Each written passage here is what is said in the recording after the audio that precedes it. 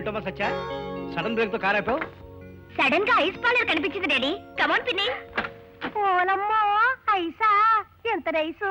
Ice తింటే పెరుగుద్ది నా సొగసు. ఆగవే నా ఐస్ రాణి, వచ్చేస్తున్నా తుపాకీతో. అబ్బా చీటికి మాటికి తుపాకీతో బయలుదేరతావు ఎందుకని? ఎందుక? ఇంట్లో ఉన్న బంగారం అంతా ఒంటి మీద సింగారించుకు బయలుదేరావుగా. ఎవడు నీ బంగారం మీద చేసినా కాల్చి పారేద్దామని. ఓర్నాయనో, నీ పేమంతా ఈ బంగారం మీద అన్నమాట. 3 స్పెషల్ ఐస్ క్రీమ్స్ కావాలి. అమ్మాయి నాకు ఒకటి చాలదే, 2 ఐస్ క్రీమ్లు కావాలి. నీకు 2 ఎందుకే, డబ్బు దండగా, ఒక దాంతో సరిపెట్టుకో. అబ్బా ఇక్కడికి వచ్చినా నీ పిచ్చిన కూడా తన పోనిచ్చుకున్నావు కాదు. డాడీ ఐస్ క్రీమేగా తినని. త్వరగా తీసుకురా. సత్య వచ్చిందే. Hi Satya, come here. Hi Jyoti. Daddy 1 minute. Hi. కథ నవ్వుతూ కూసో, నీ ఏడుపు అందరు సొత్తరారు. వాళ్ళు చూస్తున్నది ఈ మీసాల వెంకటపై ఫేస్ కాదే నా ఐసు, నీ ఒంటి మీద ఉన్న బంగారం.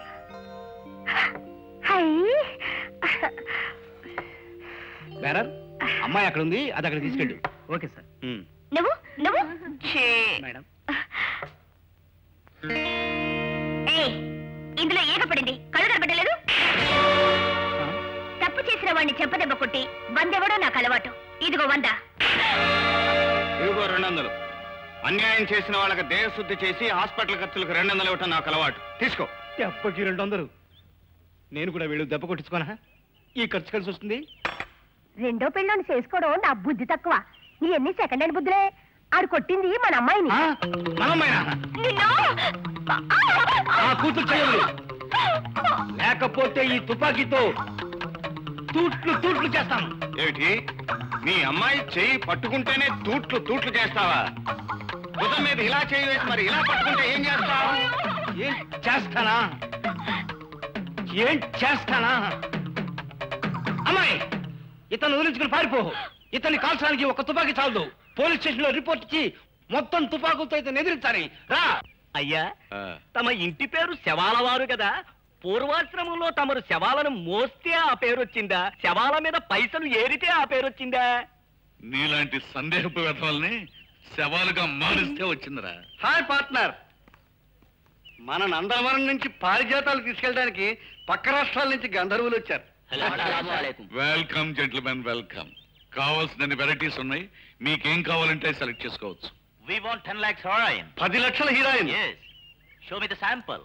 Sure sure. పావుకోళ్ళు అర్థమైందండి, వాళ్ళకి కావలసింది గోవా గులాబీలు.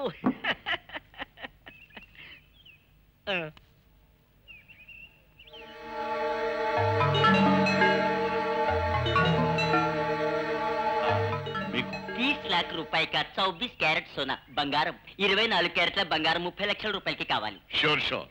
పావుకోళ్ళు అర్థమైందండి, ఆయనకు కావలసింది హాంకాంగ్ రోజాలు.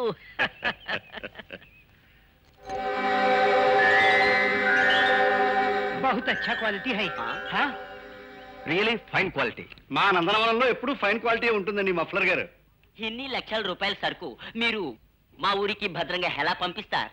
ఆ సమస్యను గురించి మీరేం భయపడక్కర్లేదు. ఏదో ఒక పోలీస్ ఆఫీసర్కి ఘనంగా సన్మానం ఏర్పాటు చేస్తాం. అదే సమయానికి మీ సరుకు మీ చోటుకు భద్రంగా చేరుస్తాం. ఇదిగో నీతో ఇదే గొడవ. మళ్ళీ పోలీస్ ఆఫీసర్ సన్మానం అంటావేటయ్యా? హాయిగా సన్మానం ఏదో నాకే చేయించి చక్కగా శిలా విగ్రహాన్ని పెట్టిస్తే నీకు పరువు మిగులుతుంది, నాకు ప్రతిష్ట మిగులుతుంది. చూడు కొంగ జపం కోటి, మనకు మనమే సన్మానాలు ఏర్పాటు చేసుకుని ఈ దొంగ రవాణా సాగిస్తే ఆ తర్వాత పోలీసులకు పట్టుబడితే వాళ్ళు లాఠీలతో మనకు చేస్తారు సన్మానం. మళ్ళీ ఏమిటో సన్మానాలు సత్కారాలు అంటున్నారు. అసలు మీ సన్మానాల ఐడియాకే కాలం చెల్లి రోజు వచ్చింది. అదేమిటే? అవునండి, కొత్త ఎస్పీ గారు వస్తున్నారు. వారు చాలా స్ట్రిక్ట్ అట. ఆ వచ్చే ఎస్పీకి అవినీతి కొత్త కావచ్చు, కానీ మనం ఇచ్చే ఆతిథ్యం తీసుకుంటే చాలు, ఒక్క రోజులో మనవాడైపోతాడు. మనం వేసే దండ చాలయ్యా మన ముందు తల వంచడానికి.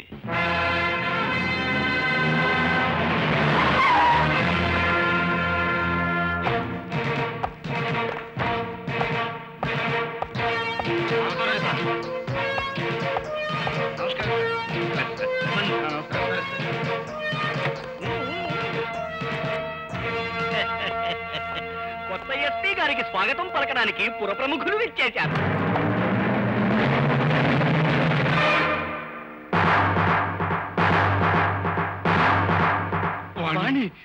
శర్వాణి, ఎస్పీ శర్వాణి, గుంట దగ్గర నక్కల్లాగా ఏమిటి అలా చూస్తున్నారు? గుంట దగ్గర నక్కల్లాగా కాదమ్మా, గుడి దగ్గర భక్తుల్లాగా. I see. ఈ భక్తుడి పేరేమిటి? శవాల శివలింగేశ్వరరావు. ఆహా, ఎన్ని శవాలు మింగారు? అది నా ఇంటి పేరమ్మా. ప్రజాసేవ చేయటం నా ప్రవృత్తి. అందుకే దానకర్ణుడు అని బిరుదు కూడా ఇచ్చారు.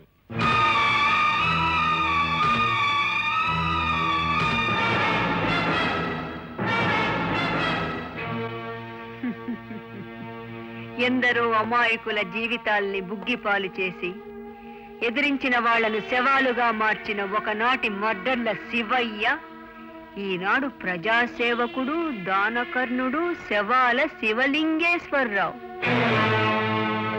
Well, what a change. మరి ఈ భక్తుడి పేరేమిటో? కోకో, అదే కొంగజపం కోటేశ్వరరావుని. నగరంలో పేరెన్నికన్న పారిశ్రామికవేత్తని. అందుకే ప్రజలు నా శిలా విగ్రహం పెట్టించాలని తెగ ఉత్సాహపడిపోతున్నారు.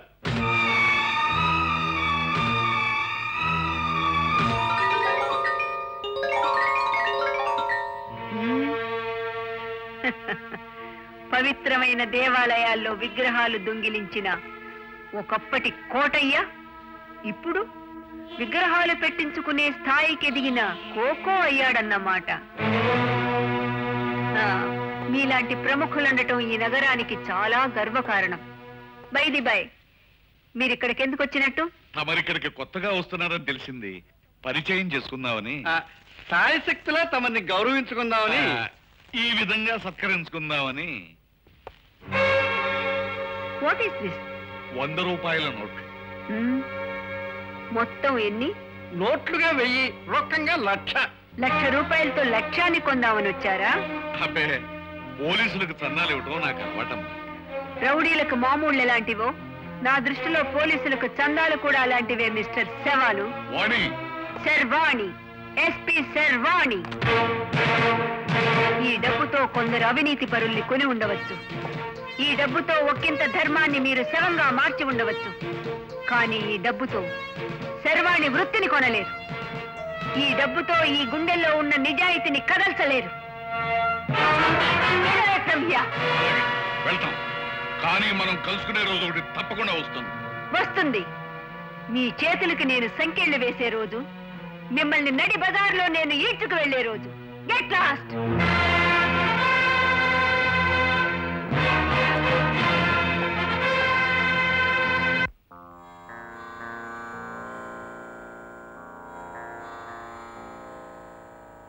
అమ్మా శర్వాణి, మనశ్శాంతి కోసం దేవుణ్ణి ప్రార్థించుకుంటున్నావా తల్లి? కాదు సీతమ్మ, దెయ్యాల్ని చూసిన కళ్ళకు ప్రాయశ్చిత్తం చేసుకోవడానికి దేవుణ్ణి చూస్తున్నాను. అంటే గతంలో దుర్మార్గులు కంటబడి పాత జ్ఞాపకాలు గుర్తు చేశారా? అది పాత జ్ఞాపకం కాదు, నిత్య జ్ఞాపకం. అనునిత్యం నా గుండె పొరల్లో లావాలా ప్రవహించే విషాదం, అనుక్షణం నా కంటి పాపల్లో కదలాడే ప్రతీకారం.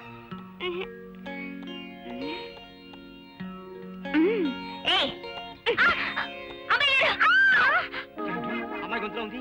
దాని ఎవరన్నా లాక్కుంటున్నారేమో. సరే పిల్ల కూడా ఎవరో దాని బంగారం ఎత్తుకుపోతుంటారు. ఎక్కడ ఎక్కడ తుపాకి? అమ్మాయి గారు, నా ఒంటి మీద బట్టలు మీరు లాక్కున్నారు. మీ బట్టలు నాకు ఇచ్చి తెరేదండి. ఏమిటా నవ్వులు, ఏమిటా కేకలు? మంగి ఏమైంది? అమ్మాయి సచ్చా, ఏమిటి అవతారం? డాడీ, నన్ను అవమానించిన ఆ రౌడీ నంబర్ 1 కి బుద్ధి చెప్పాలని ప్లాన్ వేశాను. అందుకే ఈ మంగి బట్టలతో వెళ్ళి నన్ను పాడు చేశాడని అలరి చేసి పబ్లిక్ తో తన్నిస్తాను. ఎందుకే ఆ కుర్రాడు ఐసులా నైసుకున్నాడుగా. పిన్ని, నా మనసు మార్చాలని ట్రై చేయకు. వాడి మీద ఉన్న పగ తీర్చుకుంటాను. డాడీ, నన్ను ఆశీర్వదించండి. ఈ తుపాకి ఇలా పేలిపోతుంది. ఎప్పుడైనా పేలిందేటి మీ గన్ను? అబ్బా,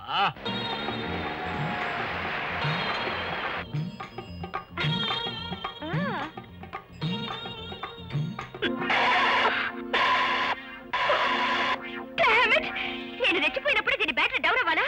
అయ్యో, ఏ బీరకాయలు ఇలా రా.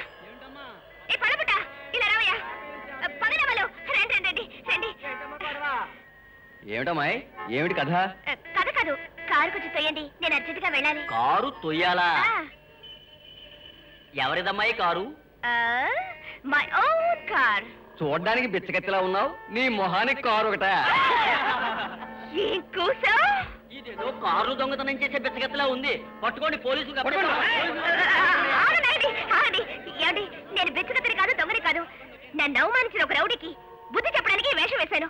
నన్ను నమ్మండి ప్లీజ్. దొంగతనం కప్పించుకోవడానికి అబద్ధం చెప్తోందిరా. 4 వాయిస్తే నిజం ఒప్పుకుంటుంది. అయ్యో, నేను దొంగని కాను, నేను దొంగని కాను, నన్ను నమ్మండి. ఆగండి, ఏమిట నిజంగా దొంగ కాదు. అబ్బా, దేవుళ్ళ వచ్చి కాపాడావు. ఈ జన్మ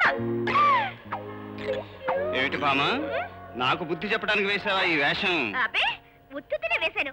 గురు నేనెవరో చెప్తే వీళ్ళెవరూ నమ్మటం లేదు. ఒక్కసారి నేనెవరో చెప్పండి. అలాగే.